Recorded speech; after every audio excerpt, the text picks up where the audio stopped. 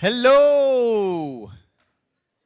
Wow, this is awesome. Everyone's spread out. Not as many people to enjoy my jokes, but this will go really well. Okay, this is probably the most exciting presentation. I've been so excited to see this one happen. Unfortunately, I wasn't supposed to be up here. I'm filling in for Brett Anderson.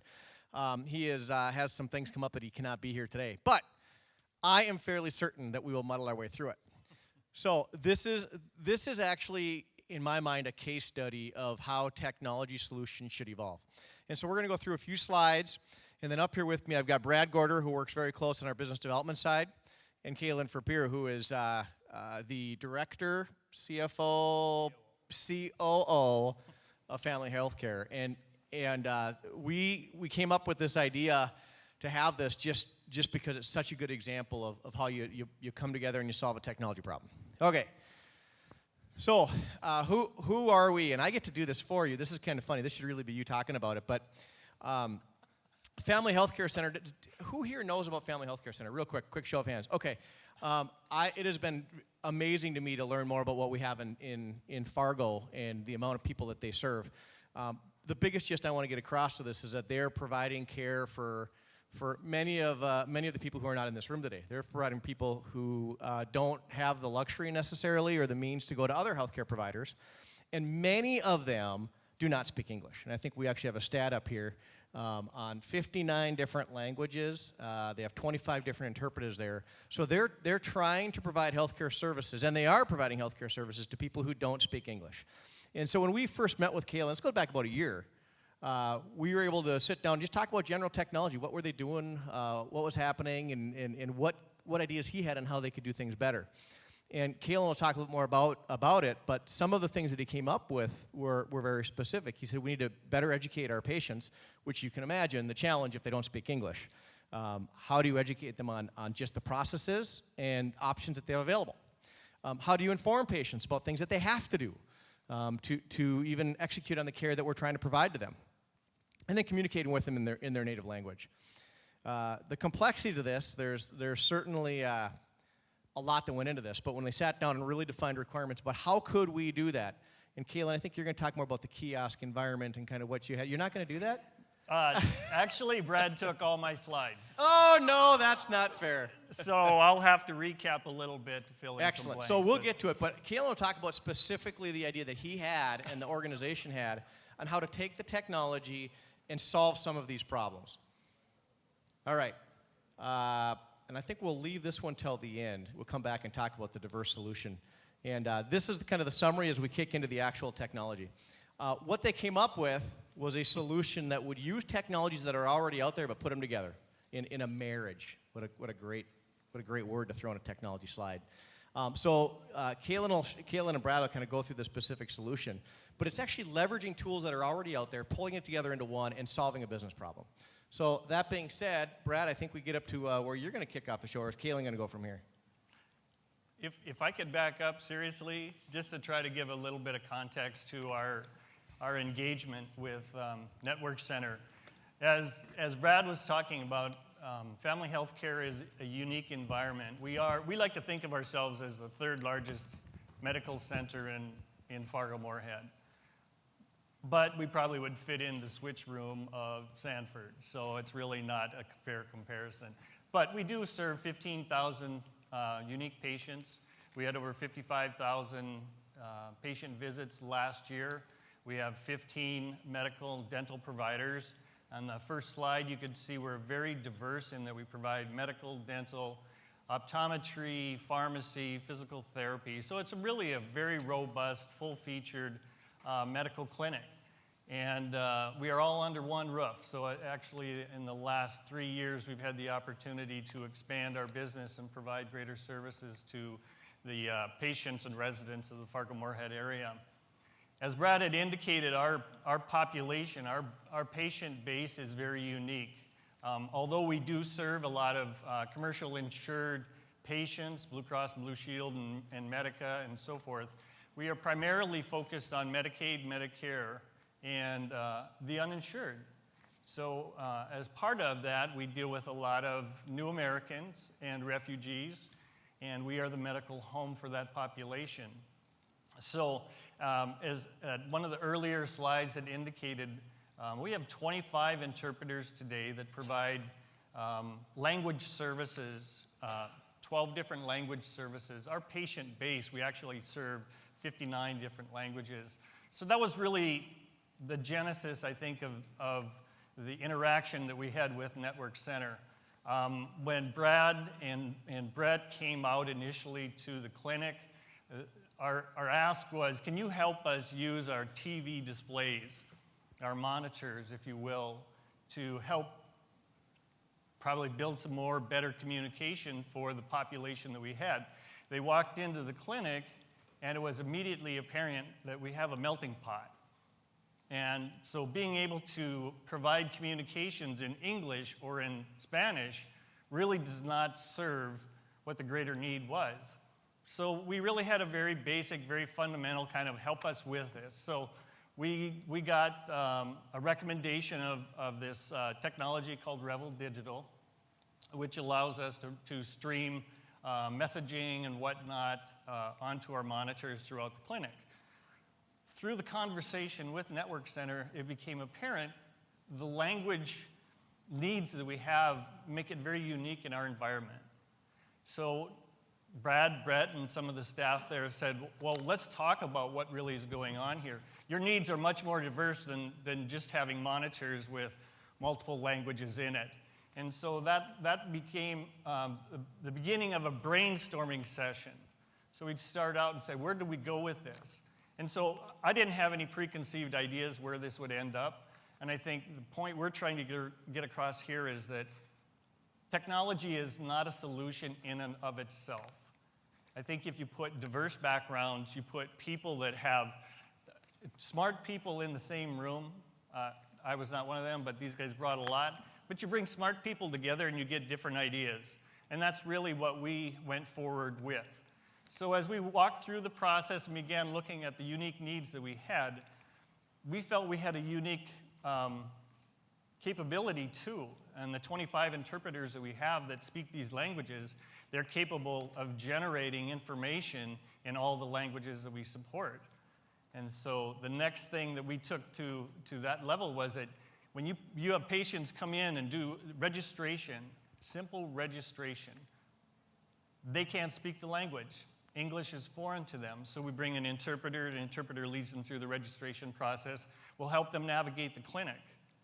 And it became obvious that if you could actually create a registration capability in the language, the native language of the patient, it becomes self-service. I'm sure there are a lot of people in here that fly a lot. I flew for years, and it killed me that the guy in the red coat had to come and help me run the terminal, do self-service. It's like, it's okay, I can do it. But that's the kind of thing that I wanted to have for our patients. So we started thinking about this and said, why don't we go and create some self-service technology using a tablet, smartphone, what have you, and then create the forms, if you will. We use 25 different forms throughout our clinic to things such as patient histories and those kinds of things, and registration. And we thought if we could make those in the language, the native language of the patient, it becomes self-service. And we'll get to some of the slides at the very end, but that was the beginning of it. So to take advantage of the resource that you have internally, and then to work with Network Center to try to find a solution to help us get to that point. So it really started from very grassroots standpoint and trying to figure out how do we get the first step done. And then as we began to look at it further, I think the options for using of the technology are totally unlimited. It's limited only by our imagination. And I think that was the beauty of this, is that we were able to come in and we were able to build upon it.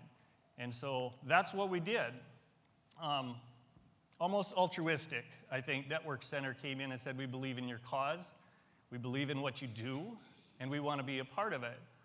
We are a nonprofit, so obviously funding to get this stuff off the ground is very difficult. So we made a small investment internally, and we were able to work with Network Center.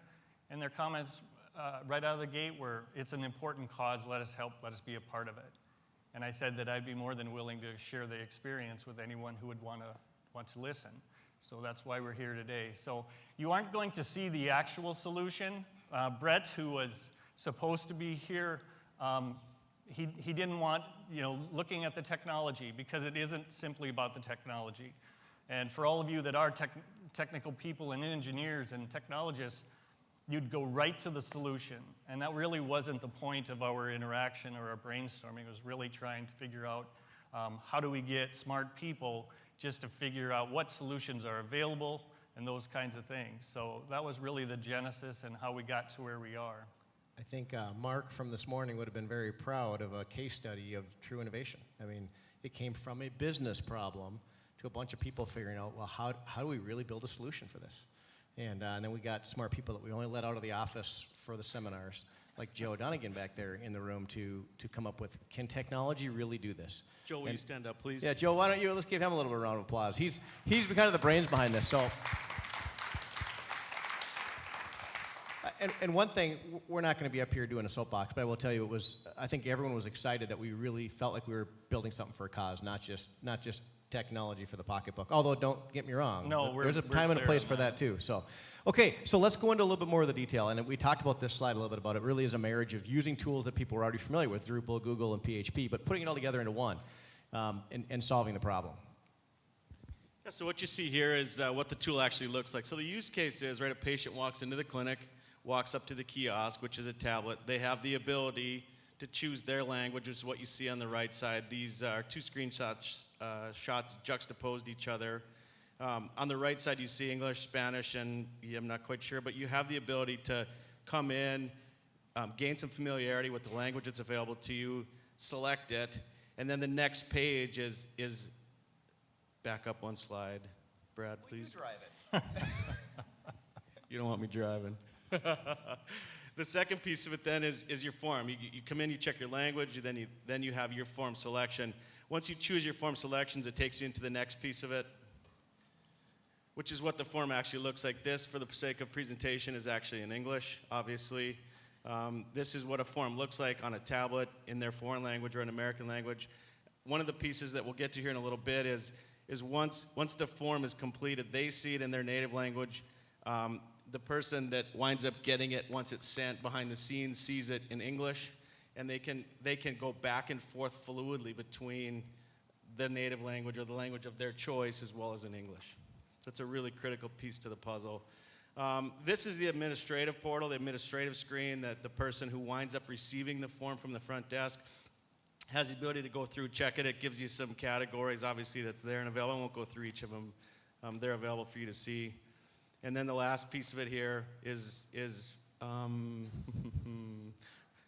complete set of data to make sure that everybody has completed that set of data, which is a check mark. And then from there, Kellen, correct me if I'm wrong, but it gets sent directly from there into the MR. So effectively what's happened is we've reduced the physical and the manual labor of translation, automate it so there's complete sets of data.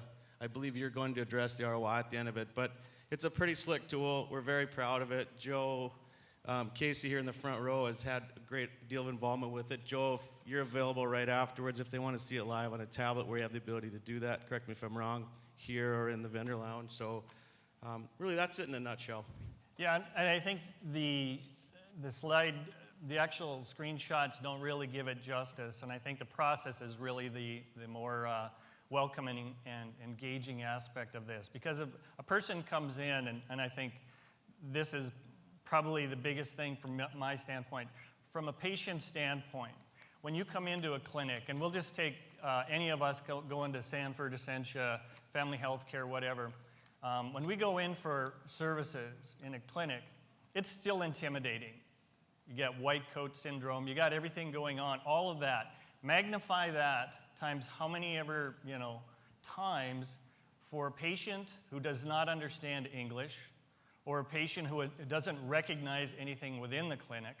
And so our whole point on this was from the moment they get into the clinic, they see things that are welcoming. They see things that are in their native language. They see things like registering or people that can help them that speak their language. And really, the essence and the mission of our clinic is to provide access. That means access to anyone. And so we have to do whatever we can do to make access, I don't want to call it enjoyable, but disarming, something that feels comfortable to them. Because all of us know that if you're not engaged in your own health care, you're probably not going to take care of it. And we as a primary care clinic, that's the most important aspect, is preventative care. So you need to be able to engage your patient, you get their attention, and you have to be able to help them along the way with their health care needs. And you can't do that. It's such a unique situation, but you can't do that when you can't communicate. So the bottom line on all this was to try to find a way to communicate with a very unique population. And I know that there are other stakeholders in this room that actually support us in what we're doing. And that was the future view, if you will, of this, was for us to be able to provide this same technology to any stakeholder who has unique populations that have language barriers.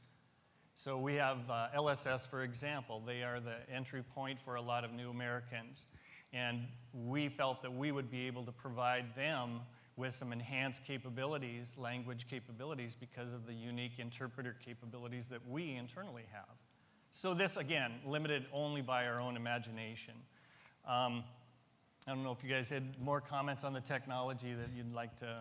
Yeah, I think you've done a great job of summing it up, and I think that this isn't the last you're going to hear of it, because I think the idea behind it, there has been a ton of interest through social media and people getting out there that this technology is out there. So now, things I never even thought of, like having minorities in school that don't speak English, and challenges with the student itself might speak English, but the parents don't. So they come home and tell their parents they're getting A's when really they haven't been at school. And there's just a huge problem in the education area in our right here in our backyard with people like this. The law enforcement, juvenile.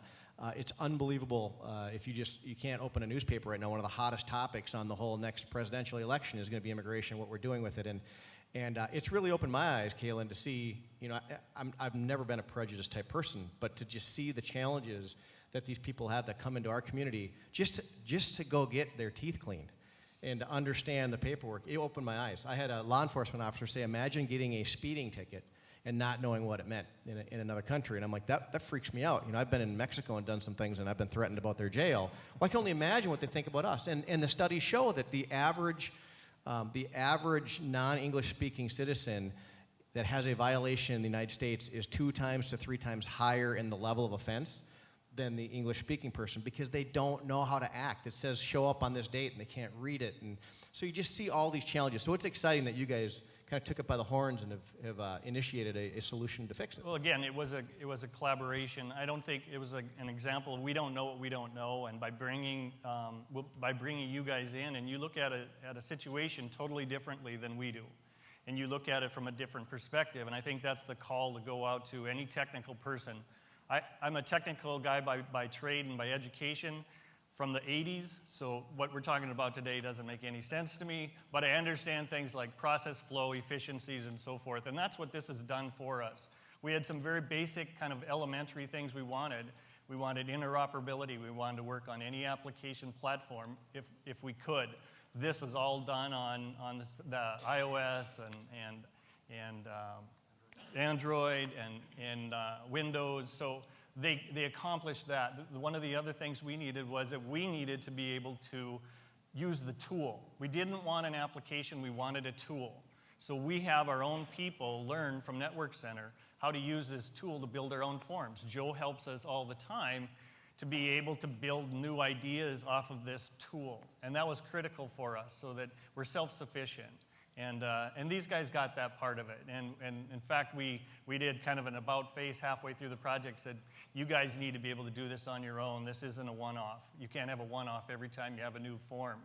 And they got it. And I just can't say enough about how strong the collaboration was and how important it was for us to be able to do Yeah, I would that. just like to close and give publicly Kaylin and Family Healthcare credit for how they thought about it and the ideation. And sometimes when we get to the end of a project, it's so cool and so unique that the customer wants to hoard it and keep it from everybody else, which is the furthest thing from the case here. Kaylin has encouraged us to poke it at English language learners second language, any place that it fits in, any place that it works. And I'd leave you with a final thought. Any repeatable question, it is, in a nutshell, a form builder that translates. We've seen form builders, and we've seen translating tools.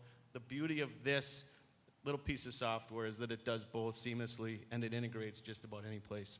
Yeah, and that's an important part of it we never really touched on, but we had it so that the forms that are generated through this process, regardless of the language, they interact with our EMR, so our medical EMR and our dental EMR, so that we're able to take that. It resides within that, so the interoperability was critical there as well. We have time. Does anybody have any questions? It's kind of a small group. Carrie. Just have a compliment, I guess. In light of all the stuff that's going on in this area about immigration and new American stuff, I really just want to say thank you for doing this. I think that it's a great thing. Instead of saying, you're in America, speak American, you know, you guys are actually doing something to make a difference. Well, thank you. I appreciate you saying that publicly.